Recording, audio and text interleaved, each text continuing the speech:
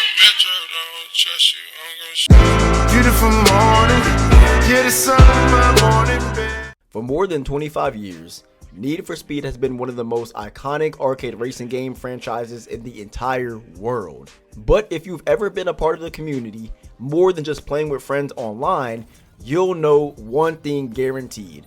No matter what EA and the dev team do, people will always complain. All day, every day, about any and everything. A game doesn't look like 2015.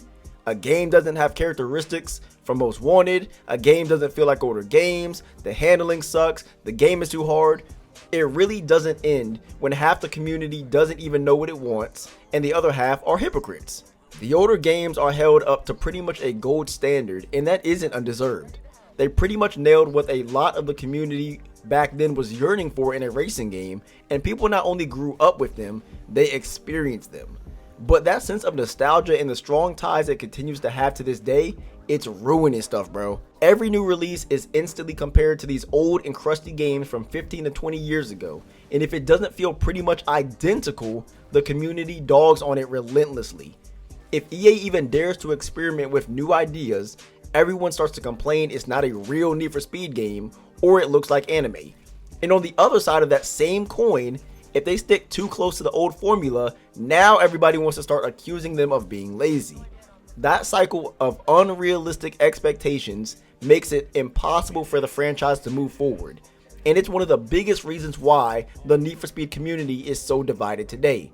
To this day, I feel like this is the only racing community that can never accept change and has failed to progress.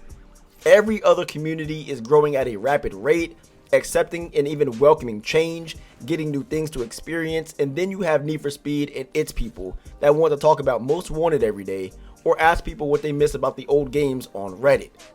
Today we're breaking down the biggest problem with the community, and that is having unrealistic expectations. When Need for Speed fanboys talk about the greatest Need for Speed games, the conversation almost always circles back to Underground 2 or Most Wanted pretty much every single time.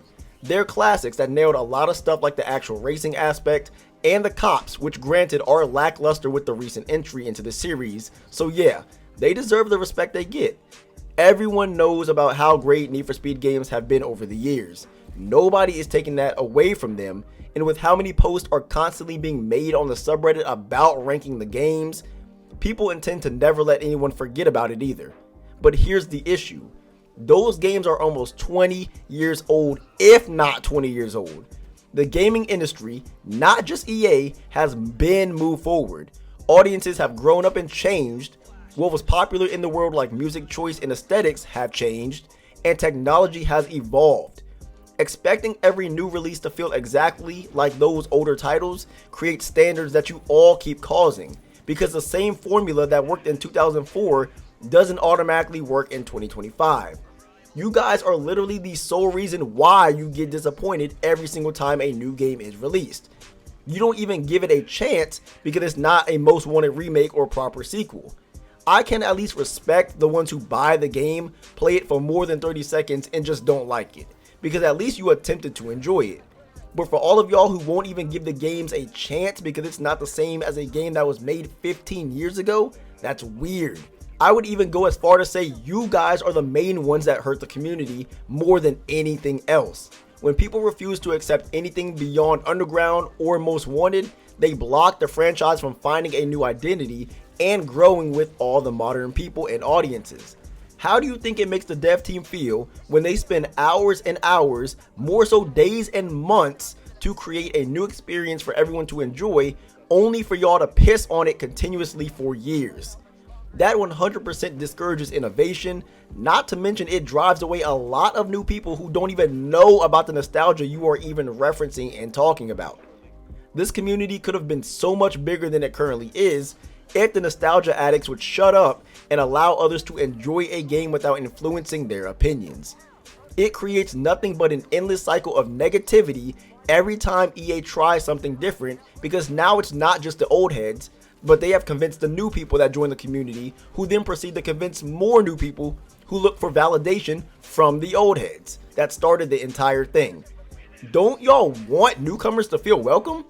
If y'all really want Need for Speed to thrive again, you would be looking forward and judging new games on their own merits, not just on how closely they match a faint memory you had as a 10-year-old that you barely remember from 2 decades ago.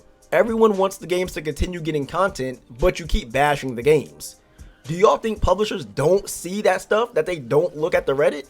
I wouldn't be surprised if the publishers and everyone at that level have files upon files just on the backlash these modern games have gotten and have decided to pull majority of their support and invest less money.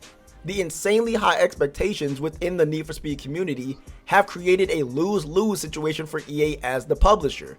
No matter how much effort is poured into a new title, it's met with straight hate and complaints. From EA's perspective, why even spend extra years in development or create a bigger budget if the result is going to be torn apart by nostalgia-driven criticism anyway? When a community becomes impossible to satisfy, it makes publishers hesitant to double down on their investment because there's no point. There is no real return. It's so ironic because y'all want Need for Speed to be this great and amazing thing that always has support and is always dropping new content, yet you are one of, if not the most impactful factor for why this has not happened. What's even more insane is that the community sees it happening in real time too, and still continues with the same old behavior that led them to this point in the first place. Games are losing support, the studios are being absorbed or disbanded, money and resources are going to everything else but Need for Speed, and it's like nothing has changed to these folks. Everyone needs to ask themselves that if you spent hard-earned money and time on a project that was never valued, would you want to keep doing it? It's like giving gifts to a bunch of ungrateful children. And before I end this video, I want to say that there's nothing wrong with giving criticism when a game is genuinely bad or is not upholding a basic standard that has been set across the board for a franchise. In fact, honest feedback is what helps developers understand where they are missing the mark and what needs fixing. Poor handling, broken and bad servers, lack of content, pay to win stuff, all of that is under fair reasons to call a game out. But here's the thing. Even when these games get fixes or are already up to the basic standard of a basic Need for Speed game, they still get dogged on because they are not up to the nostalgia addict standard. There's an important difference between constructive criticism and review bombing a title simply because it doesn't feel like Most Wanted. That's embarrassing that grown men and women can't even accept change that doesn't even negatively affect them in even the slightest way.